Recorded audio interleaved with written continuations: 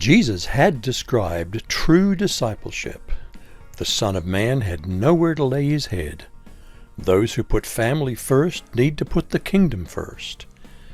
Wavering or looking back makes one not fit. The cost of following him is everything. We must carry our cross and give up possessions. How could anyone have the faith to do these things? Let's learn that we already have enough faith to fulfill big dreams. We'll discuss faith and duty in Luke 17, verses 5 through 10. The apostles said to the Lord, "Show us how to increase our faith."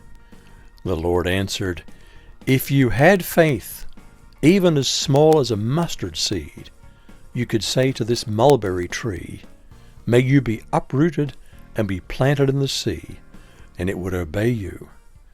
When a servant comes in from plowing or taking care of sheep, does his master say, 'Come in and eat with me'?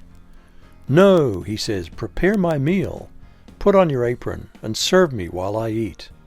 Then you can eat later.' And does the master thank the servant for doing what he was told to do? Of course not.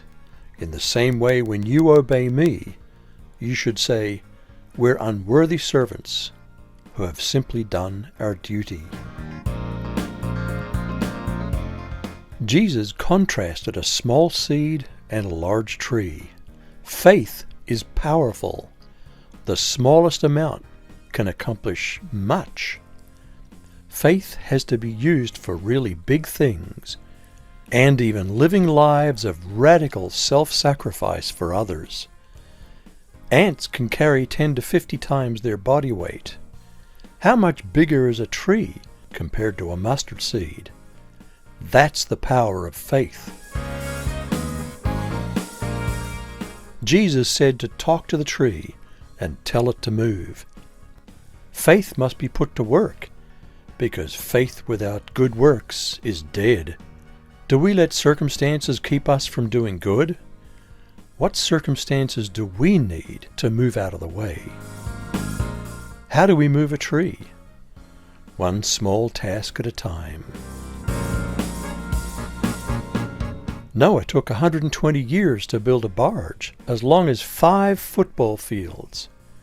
Naval architects and structural engineers have concluded that the shape was optimal for the stresses involved. Abraham was 75 years old and had to move his entire family to another country. Sarah was way past childbearing age and believed what God had promised and was faithful. How much faith does it take to be a Christian and obey Jesus? How much faith is needed to go beyond mere duty and do really big things?